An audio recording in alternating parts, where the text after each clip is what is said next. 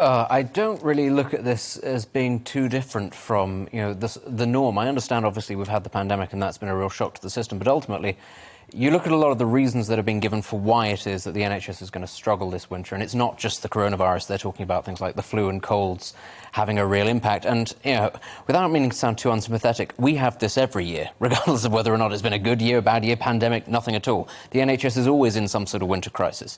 And the fact that we find ourselves here again, despite the fact that the economy of the country has been geared towards protecting the NHS, looking after the NHS and getting around a lot of the issues thrown up by the coronavirus, just shows you that there hasn't been proper planning, this hasn't been taken seriously.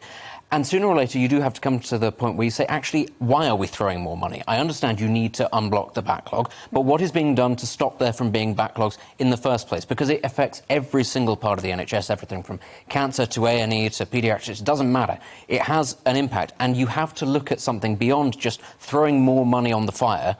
If the fire continues to burn, what is the point in that? Yeah, I think really... one always wants to tread very carefully, because if you say, well, the NHS needs reform, then immediately people say, oh, so you want to privatise it, and that's not necessarily what you want to do. It's very telling, though, I think, that the UK is the only country in the world, only first world country in the world, that has a system like its, and the United States is the only one that has a system akin to its own, and the rest of the developed world actually has very different systems of how they handle their healthcare systems, and I really do think that it is time that we took a far more adult approach to healthcare in this country, and that extends to everything: how we fund it, what aspects you put more money into, but also how people live their lives.